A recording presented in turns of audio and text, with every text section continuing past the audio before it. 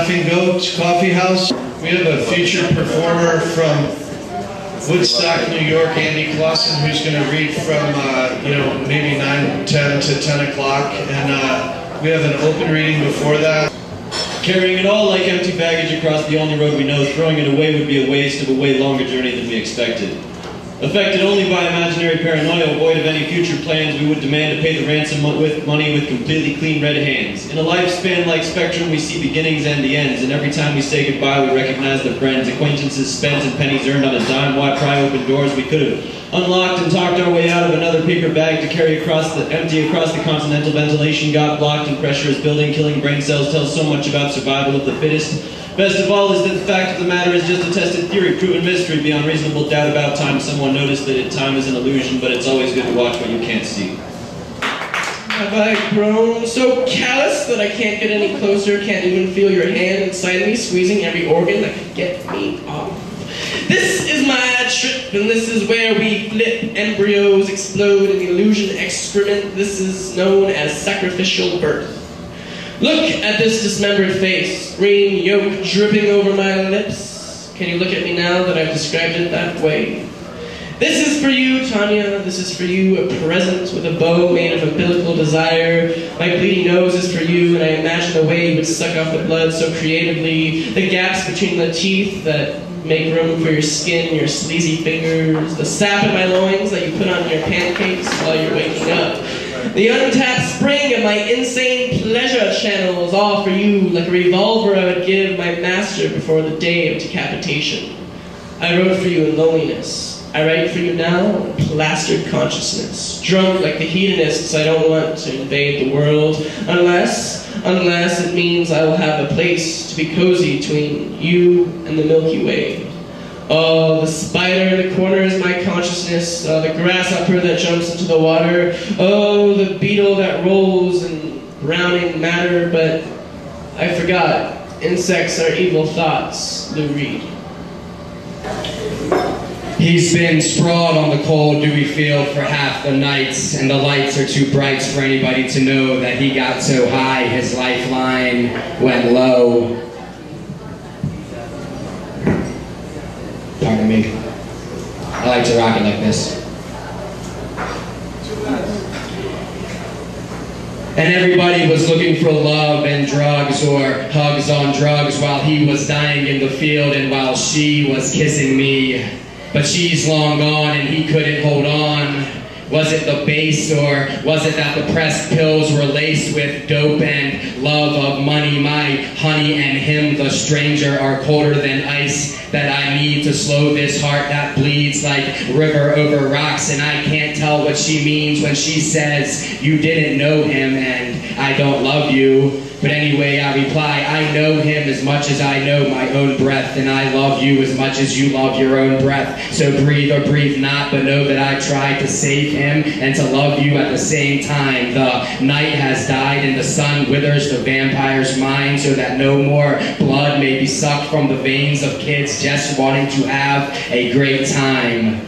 And a stranger may have died, and in the morning I may have cried. No, I did cry. In the morning I cried. The juxtaposition of love and death, of living in an ocean and dying of thirst. He died and I cried. She held me wrapped tight in her lies. I tried and tried and tried, both hands tied, mind fried. I tried to explain these tears away like rain, acid-washed hearts in the dark field of psychotropic playgrounds, incubators, graveyards, stars falling from heavens, emotions bubbling like lava, and the sun has lingered on the horizon for minutes that seem like eons, but her eyes are like galaxies and his like black holes. Hold on and give me a hug. Death-dealing love peddler, come near beyond both our paranoid fears. Come here and let me hold you close to my palpitating heart that beats as you come closer or as you depart. The daily departed, one and the same, two have left, but not my heart and not my brain. His cold fingers linger, and her warm embrace makes me wonder why this paradox, this loneliness exists. But then I remember, I cry at juxtapositions. I cry because cops need love too, but we don't love them, at least we don't show it.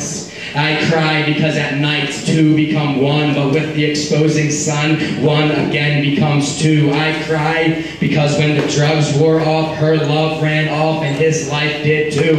Get high if you want, but not too high that you may die or that your lust may turn your love into a lie. Cry if you want.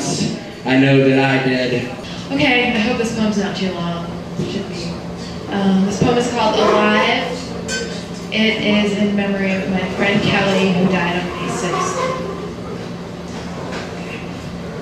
Today, your body did the thing that when we're what we call alive, we call dying. As soon as Katie told me, my soul spread out like yours, lost its container.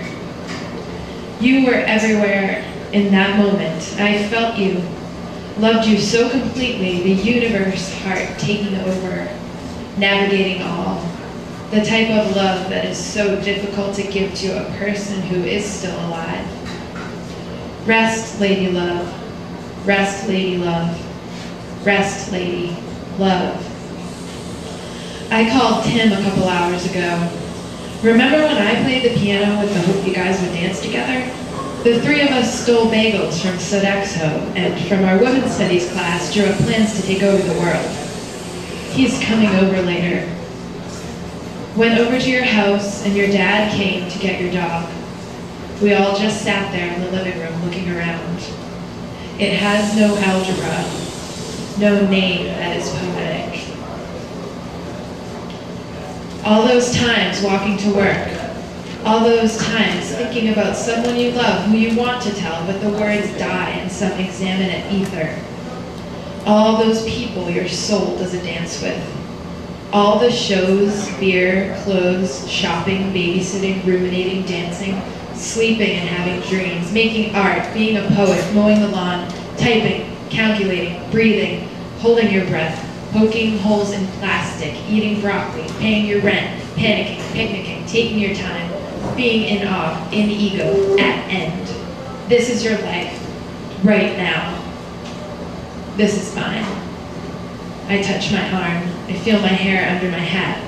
I want to find my chapstick. I listen to the train. I think about how good macaroni tastes. I see my cat sleeping. I think about how I am alive.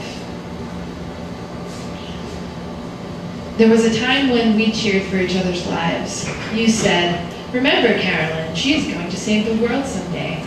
Somehow that's really heartbreaking how much you believed in me. How do I hold the memory of being angry at you the last time I saw you alive? Wondering whether or not I loved you anymore might be part of what you died with. Can I go back to that last time I saw you when you wanted to dance and I turned away? If I ever get back there, I swear to God I will hold you. I will hear the spirit around us again, floating, flying, ferocious like it used to be. I will say to you, let's wear ill-fitting prom gowns and throw ourselves birthday parties.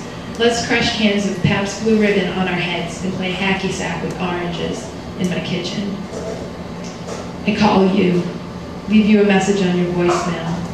I love you. I'm not mad at you. I'm so sorry. I'm so sorry. I hugged him and he says, pretend I'm her. Just pretend I'm her. I just want to see you one more time. God, let me see her. Universe, just give me that. Universe, just let me hold her. I don't know how to be without her. Universe, please let me know if she feels and believes it now. If she understands how she was love, how she was the happening of life. 1 month ago, your friend died the same way you did, and you pleaded with us to be safe. Are you with him? Are you with your grandmother? Are you flying through space, attached to a flock of birds by a string? Are you sitting on a moon, fishing for stars? Are you a drop in the ocean, and will I see you reflecting off the water like the joyful spirit of a god's eye? If I see you again someday, we can be the wind and make the leaves have a dance party. Please let me know which tree you will be waiting in. A list of things I want to tell you. 1. I planted sunflower seeds all over the yard and around the house. real haphazardly, no rows or order. They might grow up to 12 feet tall, fighting through the dirt and bottle caps like you did through light. 2. I got a tattoo on my neck that says revolt. 3. I bought my cat a leash and took her on a walk. Did it work? Did it work? Did what? Yeah? No, it's not. Is that really you in that box? Katie and I go up to you holding hands. I touch your tiny body really lightly. It troubles me. I can't figure out where you are or how you aren't in it. I want to kiss your bruises, turn your fingers into a metal sign, your mouth into a smile, give you a bottle of Jack Daniels, make you a peanut butter and jelly sandwich so you won't be hungry in your version of heaven. I go up to your mother and I tell her, Kelly loved you so much, and I wonder, how does one finish being a mother? I tried for 7 years to have a kid. She was such a good kid, that little pipsqueak. How is it possible to integrate the knowledge that I am actually never going to see you again, at least not in this human form, in this particular eternity moment? What do I do with that? Where do I place it in me? I will have dreams about you. You'll be in the corner. You'll disappear. And when I wake up, I will have to go to work and pay the Comcast bill and clean my room and do alive person things, like pretend to be normal. I will get drunk and call your voicemail, and it will no longer be working, and I will sit in the back of the Astro van while somebody else drives home from the bar. Alive people do the strangest things, but I still have to be one of them. I'll sit on the dream ledge with you and I'll wonder, do you feel all the insatiable love, finally? Love, fearless, forever in the unstoppable, unthinkable universe. That's what you always wanted. That's what you are now. You became it. You made it. We keep it in us. We keep it in us, and we will tell everybody about it. Until eternity explodes like a heart too full of you. That's how I know you still live. I love you, Kelly.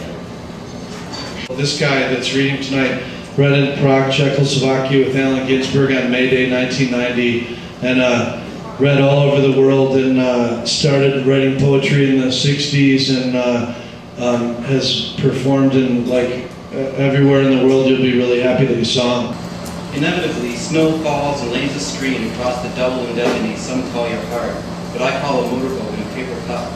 Absurd wakes the dismal weather, and summer will be late next year, though dreams linger in lost plans, expecting warranty on used mattresses.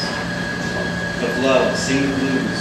Fattening frogs for snakes, reptiles are no good in the winter, scurrying in a slither on the glassy pond. I fear this has become too cryptic. Stained glass in a bombed-out cathedral. My gaze is strayed far from war. Though guns sputter a certain civility, only the curious imagine a life free of bullets. Which brings me back again to love. Find someone, fuck, do the shuffle, and go hold the bayonets aloft in the field, holding up the tomatoes. Thanks. This is not Boulder, this is Baghdad. This ain't Boulder, this is Baghdad. Police cart away drunken pleasures in the night. Shambhala Buddhists exchange gunfire with Unitarians. Playboys doused in Jägermeister burn on Folsom Field. Watch on YouTube Ward Churchill dangle from a noose. The Channel 9 traffic chopper is blown out of the sky by insurgents at Naropa University. Beggars hunt groundhogs along the freeway. Feverish hands ripping the bubonic meat off the bone. Bombs rattle the 29th Street Mall. Patrons wander in the ominous dust, bleeding, clutching their dying, attempting to contain their intestines. Charred merchandise scattered among the rubble, quivering voices pray. Members of the Pearl Street faction are suspect. Bush says to Dick, "Hey boys, this ain't Boulder, this is Baghdad." The refugee camp on Valmont is cleared by fire. Its inhabitants shipped to internment camps in Greeley. 100 stay-home dads, armed with Louisville sluggers, wearing their children's rollerblade pads, aided by 20,000 U.S. Marines. erect roadblocks, and monitor red zones. Red zones include Canyon Boulevard, Mapleton Drive, and over by the Dairy Queen on Baseline Road. Patrols stop and search cars entering the Safeway parking lot. Blackwater mercenaries guard Burger King, sniping patrons of Bed Bath & Beyond for target practice between Whopper bites. People are picked off the streets like flies in yellow goo by the CIA, by Minutemen, by the Promise Keepers. Neighbors gossip at night. Did you hear what happened to Donna's husband? No, what? The collection agency took him away. Mennonites burned the American flag on the courthouse lawn. Stains of blood mar the sidewalks. The scent of tear gas clings to office building walls. Barefoot children beg in front of the farmer's market. Weapons of mass destruction are found at the Rocky Flats. This is not Boulder. This is Baghdad. This is not Main Street, USA. This is Baghdad. In Boulder, the streets are still. Fish are jumping in the Tigris River. Not a whimper from Jaffa Street. Only the silent flickers from drear windows. You wouldn't even know a war was going on. This is called verbal insurgency. Lately, I don't know what's come over me. Like I gotta rise up against this verbal insurgency. In the lead up to war, there's a change that takes place in how we think and how we talk about the human race. The war maker warriors, deciders, deceivers, liars impose a new vocabulary planted in our heads and on our tongues, preemptively, unilaterally. They turn whole nations into the other. Poof, they're no longer sister or brother, but an axis of evil, those evildoers. They beg, borrow, steal, connive, and cajole, rig reports, cook the books, rigmarole, while citizens glow terror, yellow, orange, and red, encourage to shop, still clutching their dread. Dumbly, meekly, let them lead us astray to desert minefields far, far away. They count our own dead in this new land, but not native bodies, that's out of their hands. They force-feed freedom, these patriots in D.C., through a pack of lies drip, a two-term IV. Their propaganda machine bombards with rationales and justification, threatens dissent with Fox Media retaliation, humiliation. Yes, the war makers control the language, the words, control the terms of the debate, what's heard. You're either for us or against us. Lately, I don't know what's come over me, like we need a counter-verbal insurgency against the language of fear and domination being waged by a government of intimidation. Let's talk about withdrawal and negotiation. I don't know about you, but I'm sick of the fear and fighting them over there so they're not over here. Let's talk about peace. In a war language world, peace speakers sound deluded and naive in the face of the shock and awe guns and tanks can achieve. Yet those who mock peace as an impossibility have hijacked words like democracy, liberty, integrity. They're so far gone, vengeful, drunk on the spoils of war, they can't pass a single sobriety test anymore. They're so high on the lie of a trumped-up mission-accomplished victory, that banner of glory, May 1st, 2003. What homeland security? What homeland security? Lately, I don't know what's coming for me. Like there's gotta be a counter-verbal insurgency. Let's begin by calling things just what they are. A detainee held indefinitely is a prisoner of war, and torture is torture, no matter what for. This one's called Two for My Neighbor. 1, the dream. Out of the little breath of oblivion pours the stillness of dead things. I keep them turning like rotisserie, spilling juice and sputtering. Skin browns, gets crisp and tightens. These things will be torn by teeth, yours, white and sharp. And afterward, I will sit in your lap, licking chicken grease from your lips. The mouth sparkles. We, together, you and I, make everything dirty, clean. There's something that scours, something tough between our two pairs of hands. 2, awake. Do not knock on my door, waist wrapped in wet navy towel, to ask if I am hungry. I am always hungry for your mouth. My friend Shakti Bhatt passed away in March, and she was a very talented writer and editor, and she was also the wife of poet Jeet Thayil. So I wrote this poem for her, and it has beat length lines, Ginsbergian lines, so it's entitled Beat Elegy. Many times I tried to become a bard for her, but found my tongue lost to the screams in the mouth of my last night's dream. The dream where I run to catch the sorrows singing on his homely wall and find them black with my own blood. The dream where things happen without a reason or logic or forewarning, and towers fall with no more provocation than a breath of flat air. The dream where I try again to run after and catch the japing sorrows, but they fly straight into the premises of a noble spirit, guarded by snakes of dust and sweat and fearsome tears. So I can only look at her, cradled between the branches of Parijat, wearing a band of 7-color peacock feathers and a rope of charcoal, and my entreaties to her to remember him go unheard. My summons to our commonalities of age, once love, to no avail. My conjuring of that tangy summer evening disregarded, where perfectly formed couplets were spoken and soared before our collective, delighted eyes. And I give up and think she has returned to her own species, or else the trace of blue under her eyes will become, one day, a bluebird, resting its head at the tips of the branches.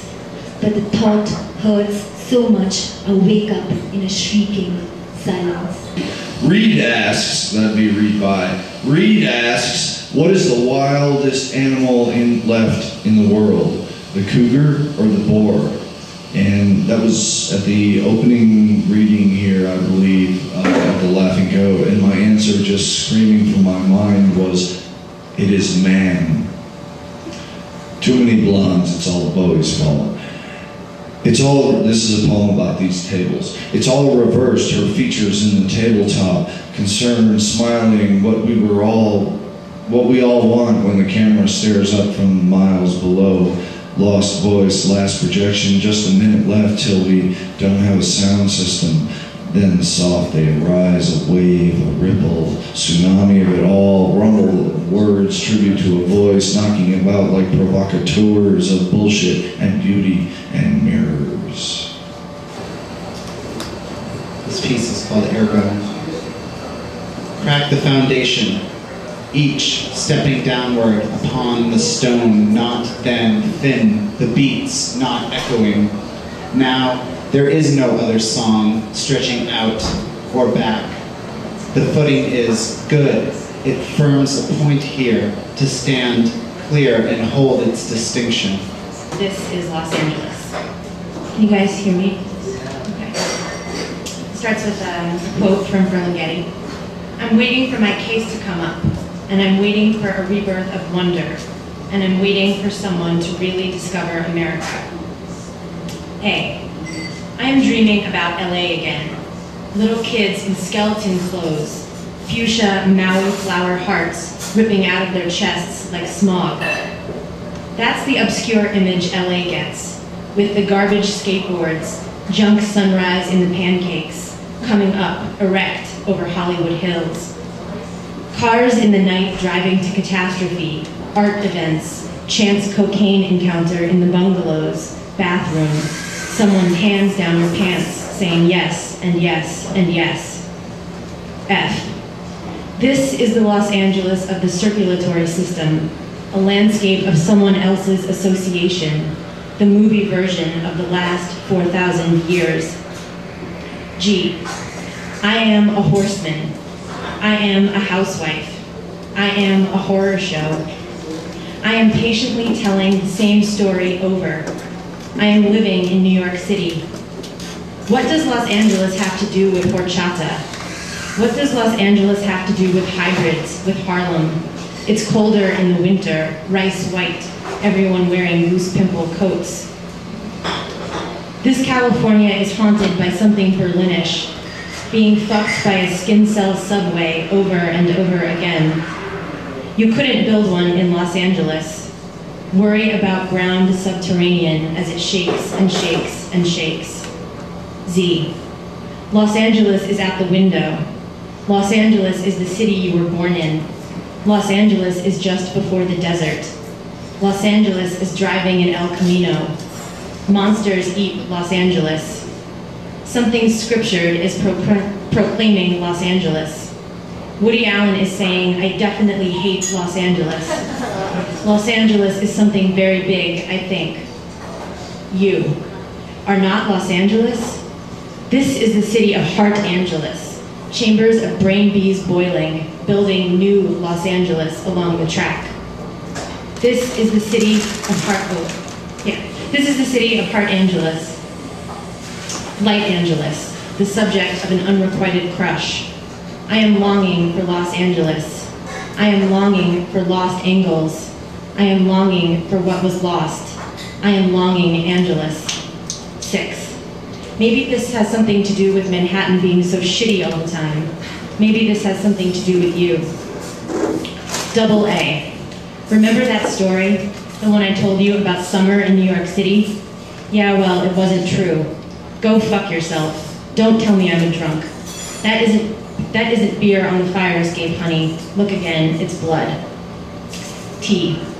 She would sit on the park bench imagining she was an explosion, ready to go off.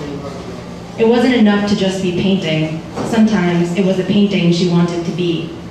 Charles Bukowski said some people are already just poems to begin with. That's all, simple. What is it about a city that makes some people go crazy? They've proven this, done studies, spent money proving it's true. People are more productive in cities. There are statistics, and she was a subject, an example, walking to work, New York chemistry lab cadaver in book publishing clothes. On Sundays in the park, she sat with homeless veterans, harassed her neighbors, spit into alleys, rubbed raw meat on darkness in the elevator, went down on Midwestern girls. I don't think she has ever been to Los Angeles. Her Texas is a heaven bathroom of broken dreams. J. Los Angeles, I will get back to that later. Help you find the story after you've had your dinner. Looked more deeply at your oranges. Allowed another Mexican woman to die. I am interested in your somewhere city. What words excite your highway? Move your county limits. Animate your sleeping flowers. Push over your starless sky. Los Angeles, you are a city I could grow up in. M. This is not a city of real people. This is Los Angeles of facial hair. This is Los Angeles of my mother's cancer. This is Los Angeles of Coney Island. This is the Los Angeles of strap-ons. Los Angeles of explosions, of flowers, of raw meat. This is the Los Angeles of heart crack. This is the Los Angeles of hypochondria, Los Angeles of trains.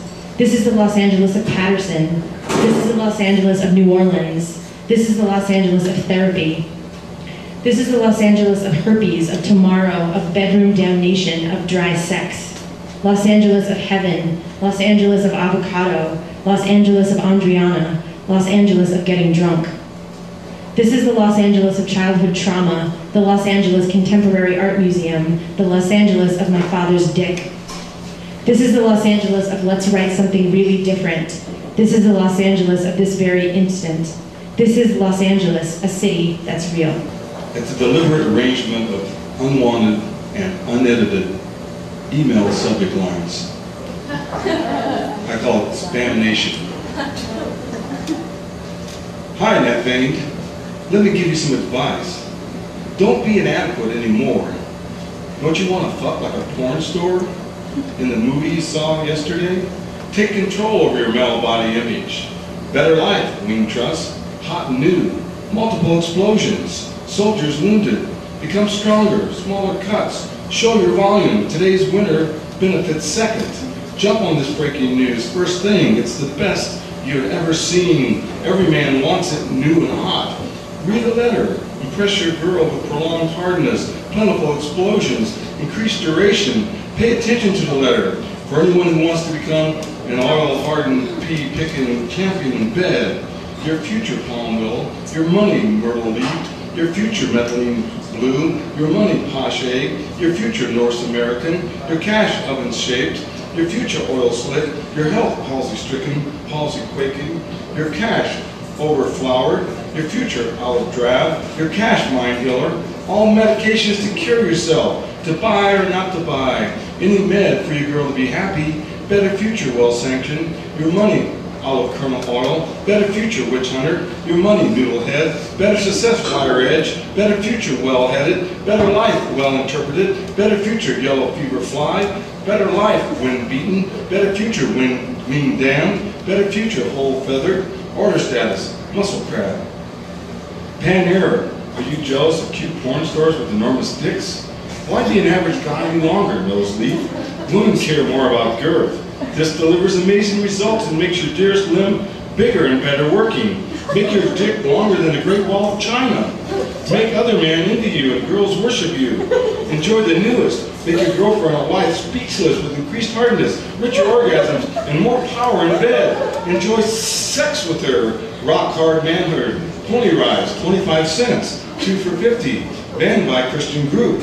Open something new for yourself. Separate yourself from other men. Several times more semen value. Stop the painful craving for more food. Take just a candy and become ready for 36 hours of love. It's safety for your health. Forget about it and take pleasure every night as long as you live. Brand new. Want to be the perfect lover? It's not strange. You come very fast. The head of your penis is so sensitive. Don't feel bad. Feel better now.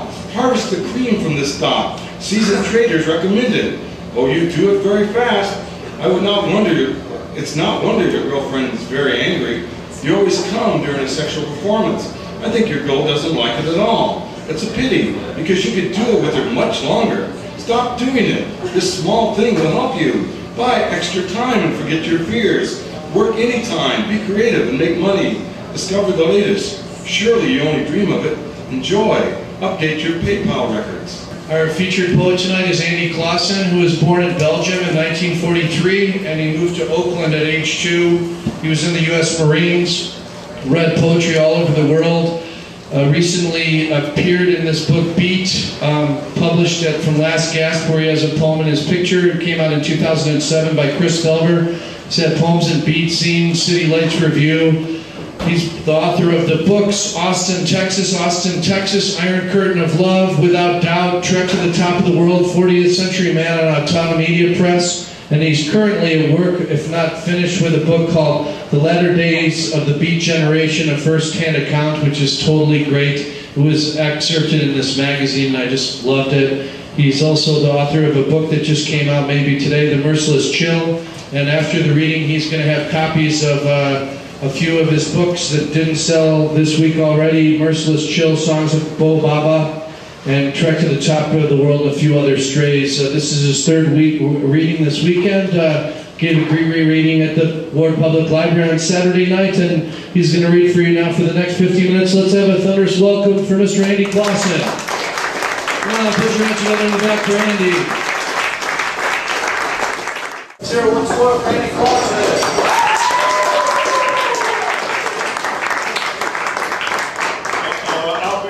Begin by reading a work from an area of the world where I've spent a lot of time lately, end of the West Village.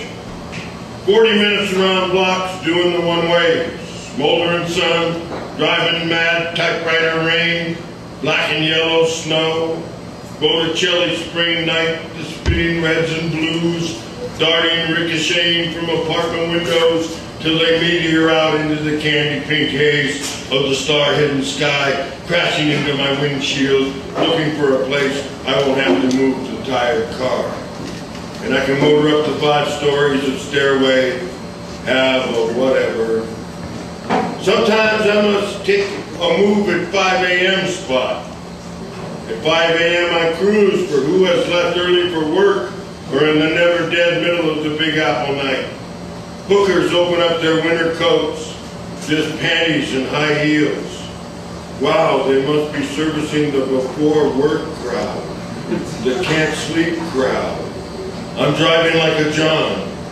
I see the Guardian Pimp Patrol 20 yards close enough. Sometimes I get out and walk, check out the stores. Who works here? Fascinating. The Arabs, girly and gay nudie and porno mags, ganja pipes, cigarettes, beers, soda. The palm reader has a neon sign. Don't tell them what they sell. The Korean grocery with fine-looking produce hires Latinos $4 an hour, always straight time. Many ages of hoopsters shouting handballs like percussion. Industrial music it's called. Big trucks make impossible backups into delivery docks. Fat, beautifully furred gray rodents bounce about like pinballs. The gas station re-ups the taxis and the phone booths 50 cents 1 minute if they work. There's one been taking money for 3 months. They said for weeks and months one could breathe the Twin Towers, the death and wreckage dust. Amazingly beautiful young adults from all over the globe. The used-up skidder can't pronounce one word I understand. Young girls ascertain whether I'm a mugger, a rapist, someone off their medication. I see their eyes ease. The ancient who've lived on the block for 40 or 50 years have a story to tell me. The horror, the horror. The well-dressed young accountant or editor, plastic on his hand, picks up his dog's waste. German and Japanese college-agers with their maps consulting. The supermarket where everyone is a shoplifter or a store detective. You can go down to the subway L train, change your world with Brooklyn, Gravesend, Brownsville, Bed-Stuy, almost to Canarsie. You can come back if you got the couple bucks back to Roger Richards' place, where poets and painters lived, played, worked, died, lived like cooks, waitresses, priests, sinners, cops, robbers, movie stars, and drag. They raise families here in this village in the city. Sometimes they raise hell. Mostly they explore their minds. Feed their bodies chili beans, hot pasta, cold pasta, brown bag wine, and some whatnot. There's a spot, right in front. I'll see my ride out the window. I won't have to move it till Thursday. As soon as I get out the car, property values go down. This is called glorious sex. I was young. I thought good sex, I mean glorious, all-out sex, would save the world. Save not only from devastation of war, but save the material of the planet. I was young and so was she. We dropped, and as the dawn broke slowly over the Coyote Mountains onto the Santa Clara Valley, after experiencing ego dissimulation, reconstructing our personalities with what was revealed, our kid would be named Jones, Cassidy Allen Jones. Every silent in San Jose started whining. What else could we think other than this is it? This is what we practiced prenatal under our first grade desk to survive. We knew about the A-bomb and the N-bomb and the Russians. She got on top. This is how we thwart the attack and destruction. And if it is truly Armageddon, we would die in the noblest position. Huge foghorns in the bay, gigantic steel hull rising, horses galloping in the orchards, fruit fermented, birds slurring their trills, worms like spaghetti in the meatball composting soil, the moon glistening between two smooth eucalypti, the fecund sperm smell of the redwoods of the Santa Cruz in spring, wafting through the window that mirrors the morn's Baroque score emanating from springs of the marriage mattress. Every ancestor reborn in our blood, erupting DNA, candle flicker, and pistons pound a rotation. A rotary goes around, comes around, climaxes, anti-climax. The treasure is in the seeking, the finding is just all right. There is nothing more pure or clean. Pop goes the weasel, grooving high. The bird gets the worm. Bop the fun, pleasure the body's unlimited. Heat and sweat, unbridled laughter. Eyes illumine jewels, adorning the carnival skin. We used to plant little flags when we did it outside. No walls, no roof, no clothes, no regrets, no rules. Who needs a motel room when you have the top of Mount Tamalpais?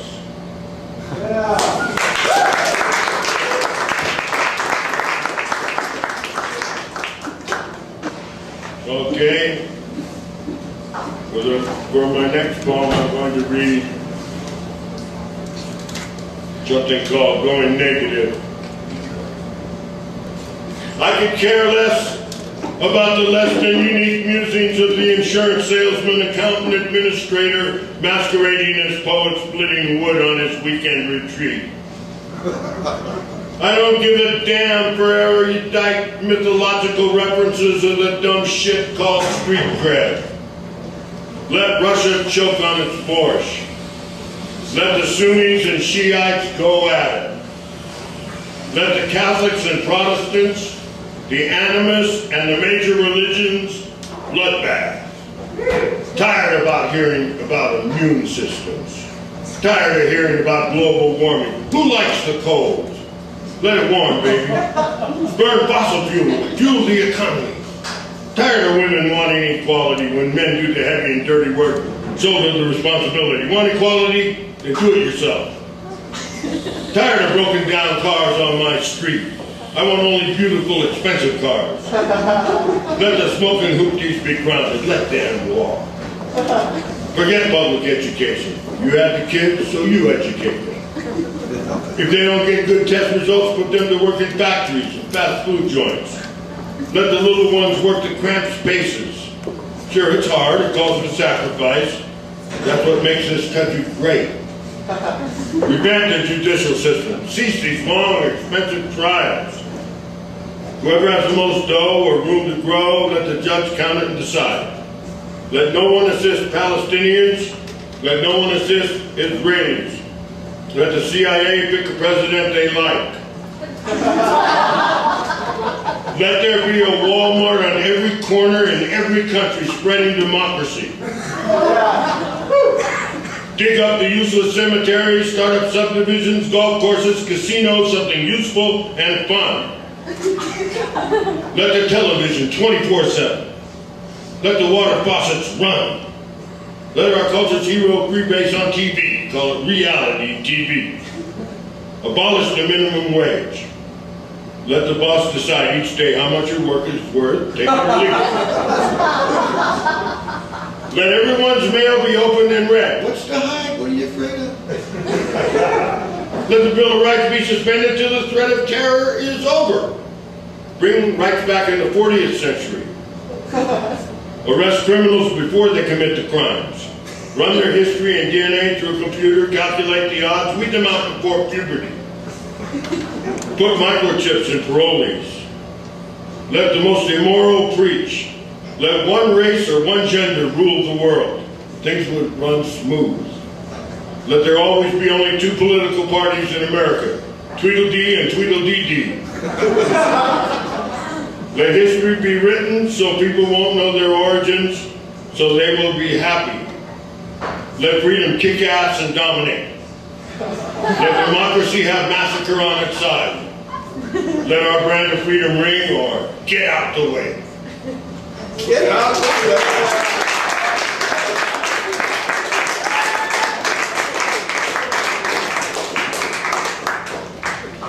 Okay, this is called Ain't No Road, and it was inspired by ancient Chinese proverbs, the Russian thaw of the early 60s, Woody Guthrie, Bill Blake, Gregory Corso, the Harvest Moon Collective of Eastern Correctional Facility at Napanock, New York, and of course my friend and teacher, Allen Ginsberg. There ain't no road over this mountain, so we're on it just the same. No, there ain't no door in this wall, but we'll never forget her name. There may be no way out of this dilemma. There's enough pain to go around, plenty to regret and shame. There's rot and death and lies where our love garden was to be. There's deceit lovers will not believe. It was always to be, a place to be. There ain't no road over this mountain, but we're on it just the same. No, there ain't no door in this wall. Will we ever forget her name? There is no justice, Not poetic, not copacetic, not karma, only dough. They are invested in all the weapons on the planet. They pray to the Prince of Peace. Ho, ho, ho. They said their religion's good and gentle, compassionate and true, it's the way to go. They love their children and marriages for non-believers, hearts of titanium, eyes of daggers, tongues of whips, fetid breath of heated, depleted uranium. Praying to the God in the East, rejoicing in the glow, reveling in the power of the beast, vacuuming the blow. Hillary will bomb. Hillary can bomb as good as a man. Hillary can bomb. Yes, sir, she can. Bomb who? Bomb them, not me, not you. She needs to bomb. Yes, Hillary can. Hillary will bomb. She'll bomb as good as a man, better than did her man. Hillary is willing to bomb. She'll bomb the building, feel bad about the dead resident. Sometimes you have to sacrifice when you want to be president. Giuliani will bomb. He will bomb for quality of life in his latest wife. He will bomb for the Yankees, Wall Street, and Stonehenge. He'll bomb for neckties, the Roman Christ, and total revenge.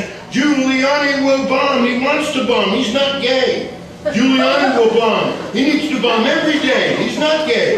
He'll bomb every day, in every way. Now McCain will bomb. He will be cool. He will say he only bombs fools. McCain can aim his bombs. McCain will get high yield from his bombs. McCain knows how to bomb. McCain will bomb. McCain is smart. He will be on target with his bombs. McCain will surely bomb coming from the bottom of his heart. He knows how. He will bomb now. McCain was raised to bomb. How about you, Obama? Will you bomb?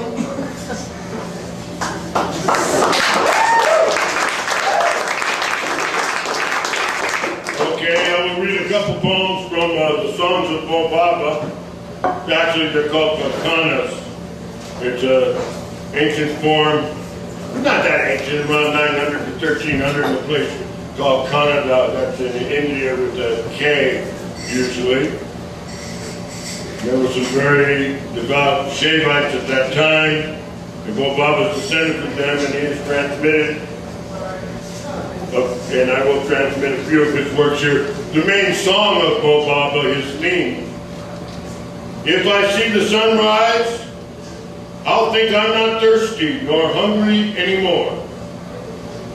If it's raining, I'll think, now I'm clean. If an earthquake buries me, I'll think, ah, a new set of clothes. If my arms fly off, if a sword severs my head, I'll think, hooray, finally I'm getting somewhere. 1,000,000 to 1. I felt the fire with no heat or burn. I endured the unmanifested wound. No doctor could diagnose, no healing teacher, no priest had a clue. Sleep would not arrive. A smile would have shattered my face. A simple pleasure would have frozen my heart with fear. The trek was long and the time was short. Now I had arrived back in the arms where the trip began. Breath inside the breath, against all odds I have learned to recognize you. And the last two I'll read from Bobaba is, she's with you, Bacana. Like a buddy who has your back covered as you face danger. He won't run. Like a lover who will break the laws to save you from them. She's with you. Like a mother who makes sure the child stays away from the boiling water pot. A mother never resentful. Like a teacher who loves you as much as what he's taught, as much as he's taught you, he can never die. Someone who follows my every step, who encourages my every labor. That is what I desire from you, my lover. Breath within the breath. The stove is a god, electricity is God, the air conditioner is a god, a rock in the middle of the road is God, when it looks like an elephant or a dick. A bump on the log is God, the atom bomb also God, a megaton is God, a microgram God, the feminine principle God, beauty, wealth, health, elusive gods who ambush. The automatic coffee maker is a god, the refrigerator, the 10 billion grass blades of the front lawn, every one a god. Gods, gods, gods, gods, gods, they're everywhere. There's no place to walk. One can't move without sacrilege. One can't talk without blaspheming. There's only one God. In the substance, it is entirely nature. It is you, my wife and lover. Your sound is your name. I hear you in the smallest move of time. Breath inside the breath. Does it matter the wind batters the iron door of the prison? Will it ever soften? Does it matter that mountains do not liquefy in the sun? Does it matter how many rituals I perform, prayers I memorize when my love is confused? As useless as apparitions who guard gold they can't touch, I long and long for you. Breathe into me, breath inside the breath. Take me into your body, lover inside the love. Drive me seed within the seed. Accept me egg that was before the bird, before the egg.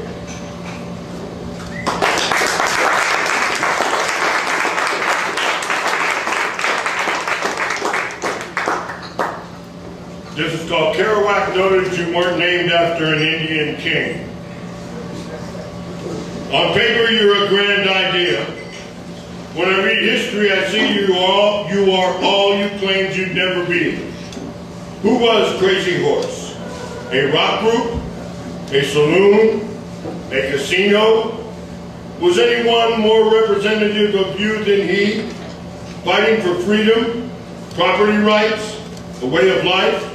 5.15 minimum wage, 2006. Even when the law is clear, money decides.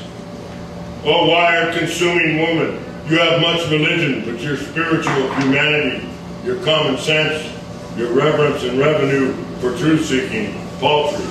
You're ready to hook up, but the morning's another story. You are clever and boy-faced in your sadism. You hypnotize the downtrodden wretched with pipe dreams and gadgets promoting fleshless, pathetic, one-way, dead-end blood streets. You publicly lament the mutilated lives, the losers, yet your demands for vigorous, unrelenting. You brainwash them into defending your wealth and privilege with their lives, their health, their families. You titulate your youth with wantonness and then deride and rehab them. You don't even need to teach. Money is queen of aphrodisiacs. Money is God's support system, his, her, mana. Money's power is more obvious than the life force. Your love is applause or diamonds, a new dress, liposuction, a limo ride, a wad of dead inventors. When I was a kid, I thought you were the world. When I was a young man, I drove my jalopies all over you from Alaska to Texas, Frisco to the Apple. I believed in a sort of underlying benevolence. I believed anywhere I go, I'd find friends and work, and that you would keep us from being overly cheated and abused. Then I realized you made war on folk who'd done nothing for you. My friends had fun without spending big money, so you jailed them. You called us traitors and cowards when we refused to die for the cause of the rich getting richer. You dirtied the blood of babies, canceled the light from the eyes of all. You sucked the bounce out of the gate of a young woman eating humiliation. You sucked the face of an old woman till all that can be seen is regret. You narrow the brow and bend the head in chronic supplication. You put broken wills in the small of backs and shoot 16 penny nails into the hearts of the immigrants you welcome. I've seen the broken treaties stinking up the sidewalks. I've seen the funereal countenances of those that bury their children. How I want to love you again, truly live and let live. I want to hear you moan and scream, you've never had it so good. I want joy to go over the top and weep the promise fulfilled. I want you to get on top, chill into the moves, establish the orbit, hang on me. And yes, I want you to wear a new flag. I want you to want us for who we can be. I want to suckle your strong and exuberant breast. I don't want insurance. I want endless compassion, your unchewed desire. I want to kiss the nape of your neck and hear you whisper, healthcare for all. And when we trip into the rhythms of primal verse and your vagina explodes with ambrosia, I want you to hold me close and say, the war's over. And when you turn around presenting Calipgian exquisiteness, and I am grateful and careful, we become the music touching us in places renewed in grace. I want to inhale your entire clitoris into my renegade wanton mouth and put my nose in the cistern of the grand unction of function, smooching like a kissy-faced pet, the innermost thigh, your amber fields of Demeter and Buddha, your majestic steel blue Hamals and spontaneous rivers of highways on acid, your redwoods going to roost.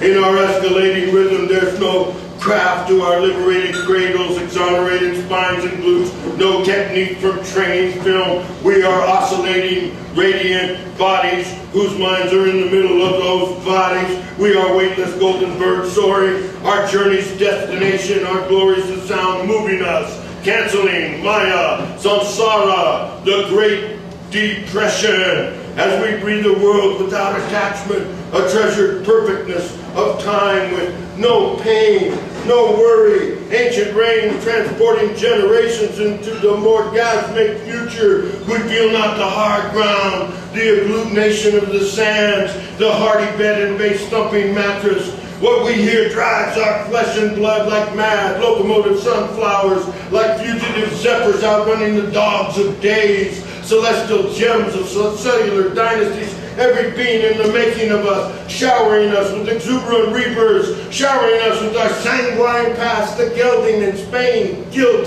and tribulations, the merciless travails and futile battles interwoven with heroic, irreproachable mitzvahs of our common ancestors. The light is huge. Closing eyes intensifies it. The light is clear. It has the power to move me. You who I love are now a vibration. Oh, inexhaustible lambency. Oh, effulgent holy hold of the whole resplendent. I am surrendering to it. I am not I am it.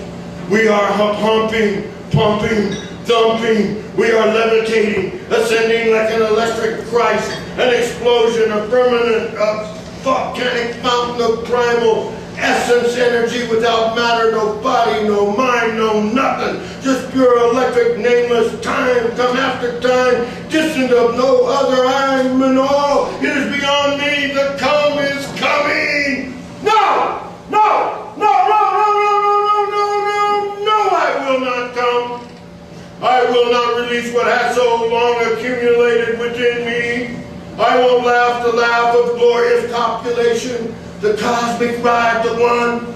I will not let you change me into the man you want, not till we receive honest pay for honest work, not till the mass deception and omniscient corrupted worship of wealth above all else are gone, something for history books of shame, not till Langston Hughes approves from the grave, not till Joe Hill and Karen Silkwood are really alive, not till the future becomes more than a stock option, not till you make it all right. I want you to more than put in writing in your heart that it come natural, that you give meaning to words with unequivocal action, remove the draconian from all prisons, renounce the profit motive when dealing with basic human needs. I want to hear the music again. Stop the war. Make love, not war. Go ahead and do it.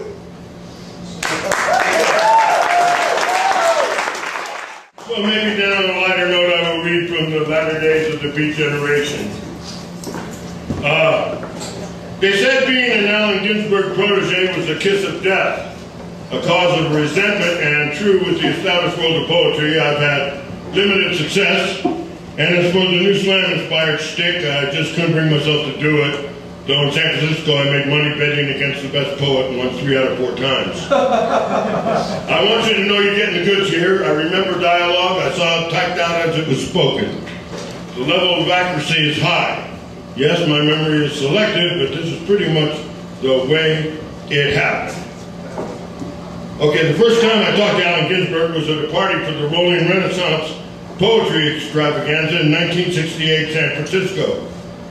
In 1966, I had seen him do the Wichita Vortex Sutra on TV, and he asked into the camera, has anyone looked in the eyes of the dead? And that's when I decided it was it for me in the Marine Corps. The big names had a reading at the Civic Center. The mime troupe opened proceedings with the rendition of the Star-Spangled Banner. They had a wild, staggering crescendo and pause at the bombs bursting in Air Park with Allen on the stage. I yelled from the back balcony, "Play ball!" Alan jumped up and down. He loved it. After a reading, a friend of ours started striding boogie woogie on the stage piano. Linda and I danced. We were determined to live God in the moment. Youth had immense power. We had rejected thousands of years of constraints. What we had been told was sinful, what had been ingrained in us, the line we must not cross, we embraced, come what may. No longer lip service to ideals. We were ready to die and fly like fanatics for new and ancient ideals. Well, we got pasted and powerful. By the time Alan showed up, 11 of us were dancing around naked. He gaped and said, "Far out." I asked him to come to our Young Upstarts meeting at Glide Memorial on Wednesday. He said, "Well, I've seen your body, so I owe you that." I answered, "Oh man, you don't owe me nothing you don't know yourself." Whatever that meant. He came to the reading and sat perusing Wordsworth and would look up every once in a while. He looked up and all I was wearing was my San Francisco Giants baseball cap. 11 again got naked and ran around the church as I read. I proclaimed it was Denver was lonesome for her heroes, we were ready to go. After I was done, Alan asked to look at my text. He asked me if I was really going to Denver. I answered like only youth can, there's nothing left for us here. The next day we're in our North Oakland Hudson Street house and there's a commotion. Albert comes into our room and whispers, "Allen Ginsberg's here, looking for you." Alan comes in with Peter and someone else. He wants to know where I got the line, "the five senses of the five wounds of Christ." I said, "I just made it up." He didn't believe me, started going through my books, looking for my sources. I said, "Honest, I just thought it sounded far out." Well, anyway, Alan took me as his guest to the American Academy of Artists and Writers. There was Schlesinger, smiling aware of the play of the vicious game, the abstract societal lay of the landless land, and somehow in white cautious, and Vonnegut, tall, pipe, tweed, leather elbow patches, obviously very learned, witty, and perceptive. It was their annual luncheon, and speeches would be made elegizing the years deceased, and no one dressed outlandishly or challenged with colors. Alan must have had on one of his more acceptable ties. Alan loved ties, especially bizarre, eccentric, unique ones. I have a couple that I traded. Alan introduced me to, "Who are you again? You're an artist of some kind? Just what is it you do again?" "Oh yes, Christo. Andy Clausen Christo." Walking up the stately, not opulent, just a wee stifling stairs, Alan asked me, "Do you like his work? Is he any good?" He wraps islands and materials or builds a big sheep fence for 20 miles or so through rural cow country by the Pacific grazing lands. But I think it's how people are needed to consummate these projects and the cooperation and meeting of minds that is blessed upon the workers like pure act is the claim for his art. One time some umbrella-like things in the desert flew off and hurt some people. And I wonder how the cows felt having this fence across where they could go as long as they remembered. Ralph Ellison had a bow tie. His wife looked like his perfect wife. Perfect, dignified couple together. An old man, the writer of the book, that started to turn me back around to my instincts and want to be part of Black America again. I became black when I read his book at 18. It was too hard being the invisible man. I was filled with fervor. They said Alan and I with the widows, which had to be the liveliest stable. One of the widows in her 70s offered me a cabin to ride in somewhere, knee. Another had her daughter with her who was about my age. When I had my little audience with Chogyam Trungpa Rinpoche, one of the early bringers of Mahayana Buddhism to the West, it was Colorado, 80. We had just spent the summer and I taught a class on Whitman, substituting for the international hot item poet Allen Ginsberg, or maybe Alan just stepped back to give me a chance to see what I had.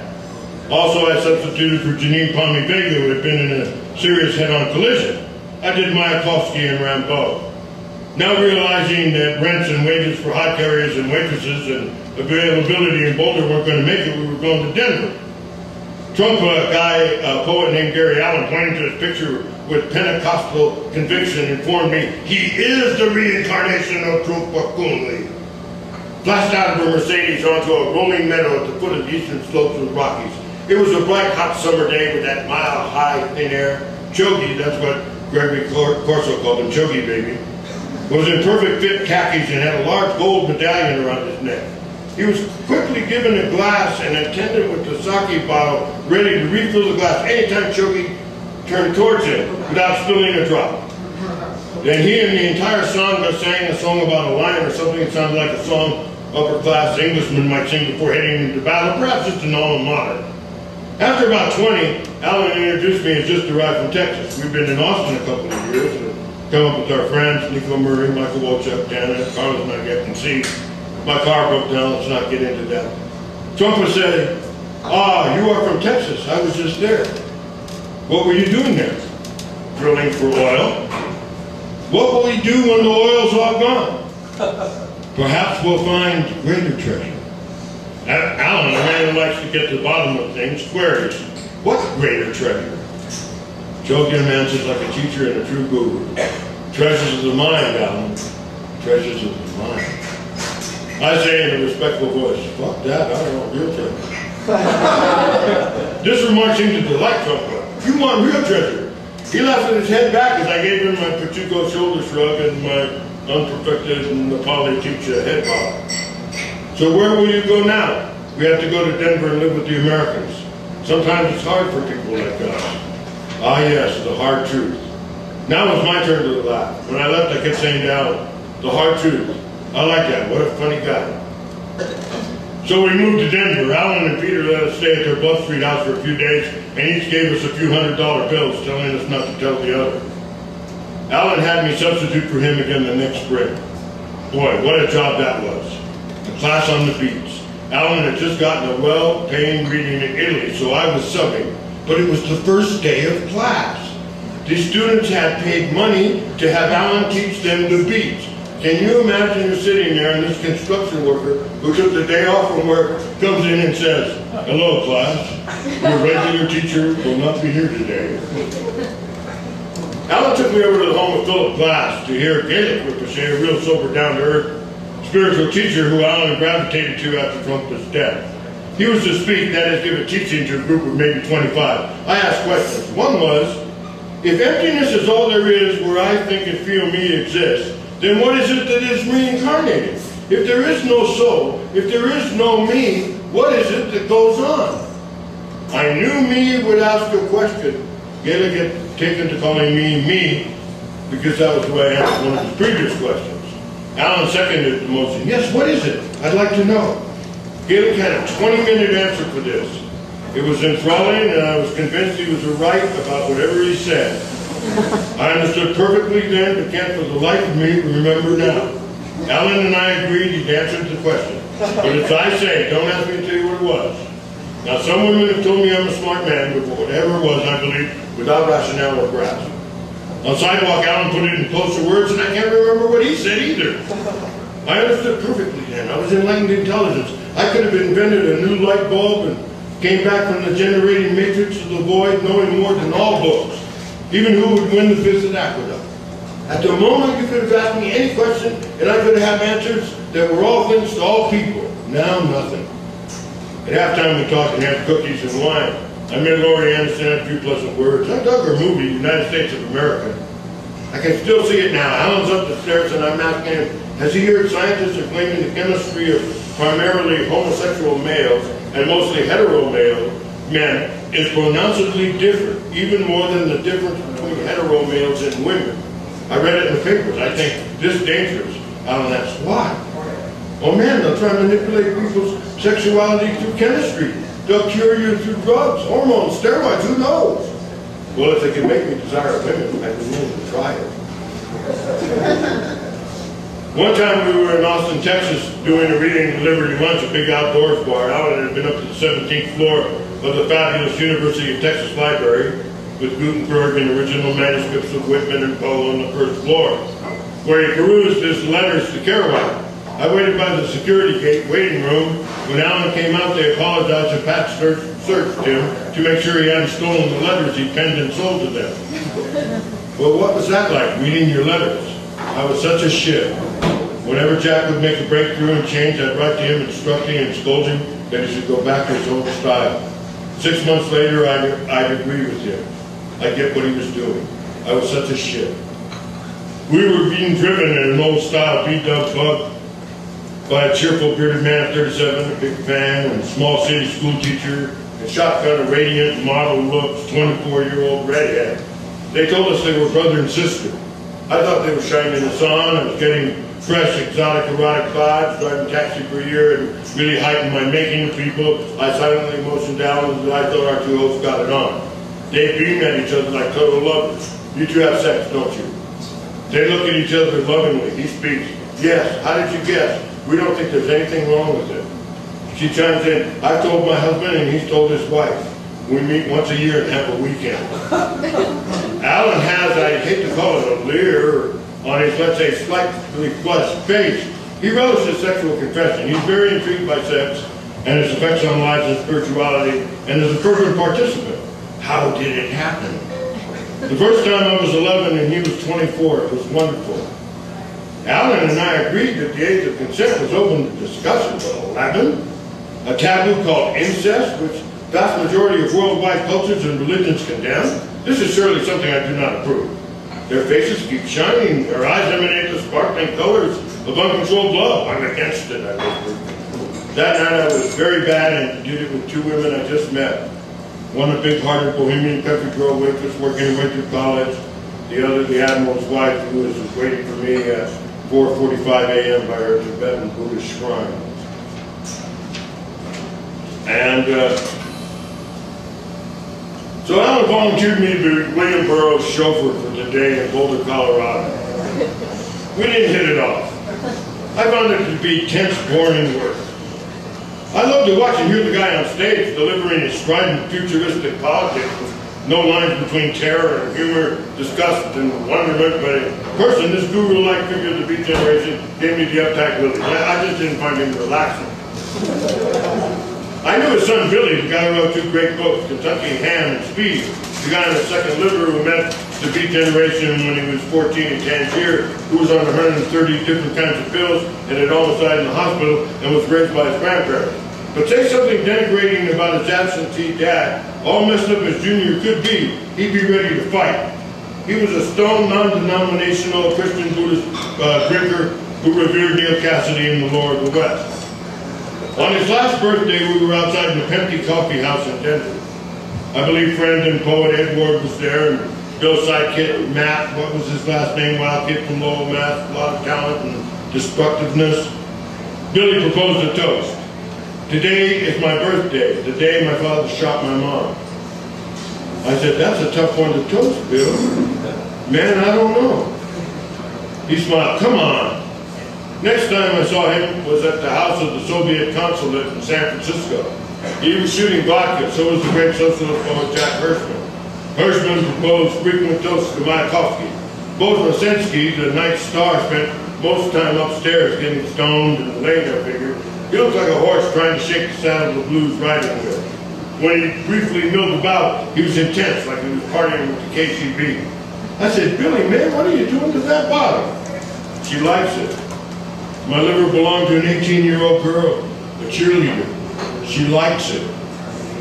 It was said that a few months later, Billy shaved his head and eyebrows, and the Buddhist traditional acceptance of death flew to his hometown to see his high school sweetheart, and then he died. His fury is a sign of passion, is a great piece, and all his work deserves tremendous attention. And I will read one last poem, and that'll be it. Two more. Go, Kerouac.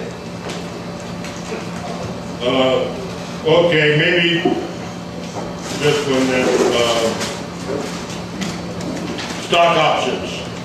Tennis, hard candy, corn syrup. Cardiologist, fried chicken, supersize all desserts. Neurologist, cell phones, anything radioactive. Physical therapist, invest in the leg atrophying information highway, promote dry surfing. Bankers collect everyone's money to use against everyone investing it in anything other than what can put the individual in debt. Oil companies invest in pharmaceuticals who invest in a Congress that will let their gorgeous and engorged profits slide asbestos through a 1970s California stucco hose. Invest in Kafka-esque labyrinthian forms and misinformation and judges on the payroll now, then, and tomorrow. Prisons invest in crime, promote legalized slavery. Prisons with the profit motive include weapon manufacturers in their portfolios and give big to stop firearm control lobbies. The preacher is supported by whiskey, beer, crank, young impressionable minds and anuses, and guilt-glutted meanness that walks with alibis from the King James and Douay versions. The premise is beauty can be bought because anything can be bought. Love is more like light. Compassion is a word used by charlatans. A sorry with the eviction notice. A regret you've been denied your life on a technicality. I did not know how deep the corruption. I did not know the brutal internecine pillaging and massacres of biblical yore, the deceits and death-reveling dishonors, the mother desecrating schemes and atrocities would be permeated into my everyday. Most wars with foregone conclusions are started by agent provocateurs. I used to fireproof the iron skeletons of skyscrapers. It lets the structure remain under tremendous heat for several hours. An airplane with 8-ton engines on each wing and a soft metal nose doesn't create a round hole going in and out of a large building. American Idol is genuine idolatry. The worship of trite song lyrics and materialistic propaganda, ham drama, and mean-spirited comedy, and masturbatory self-righteous look but don't touch sexual bait and switch is far more detrimental than any heresy or iconoclasm ever.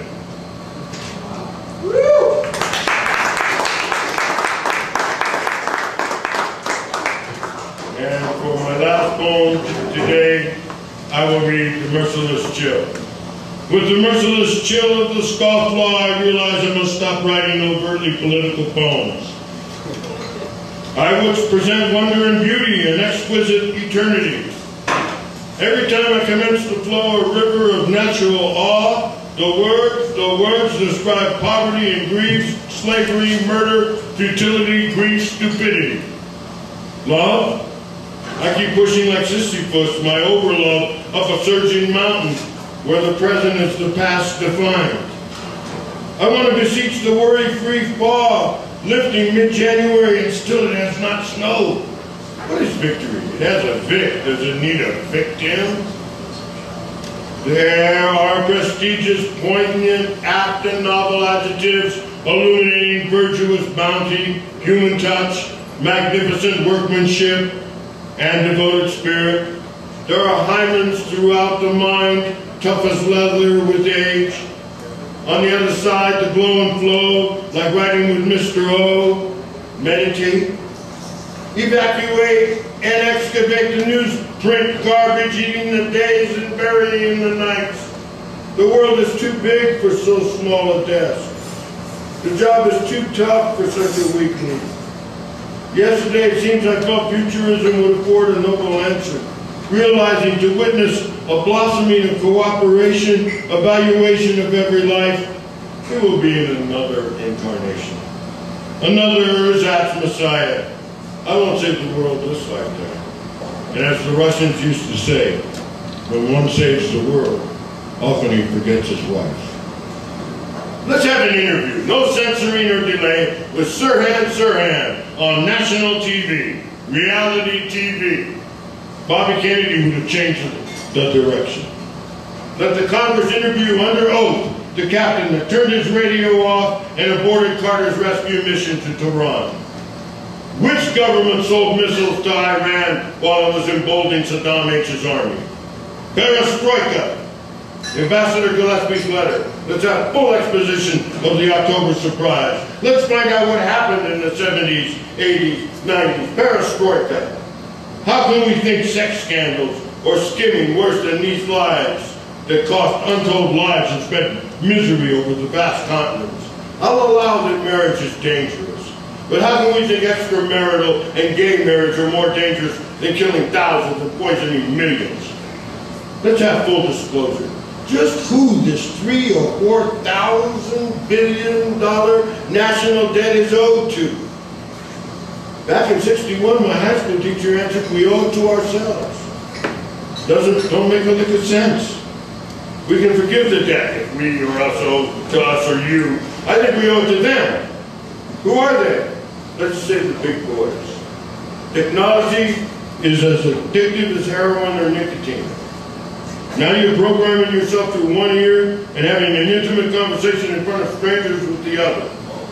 Millions experience their ecstasies and bottom outs through celebrities and trademarks and get their style, their identities, their inflections, their jacket, culture, shoes from those they only know as dots on screens and paper.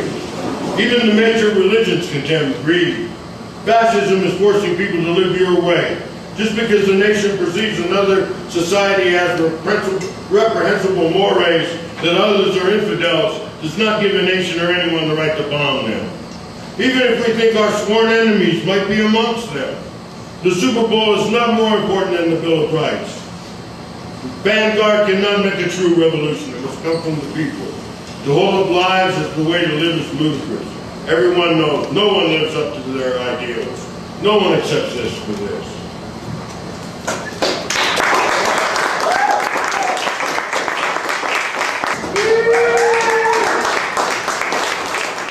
Andy has 3 books for sale over there. One's $6, one's $8, and one's $10. I'm sure he'll sign them for you if you'd like to buy one. Let's hear once more for Andy.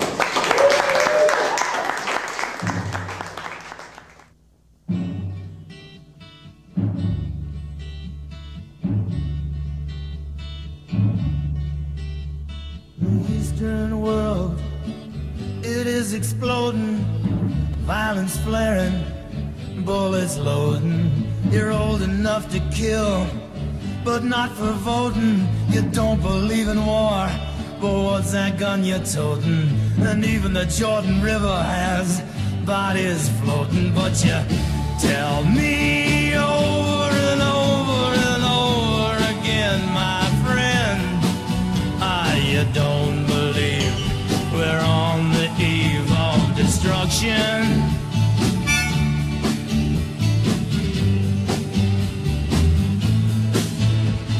Don't you understand what I'm trying to say? Can't you feel the fears I'm feeling today? If the button is pushed, there's no running away.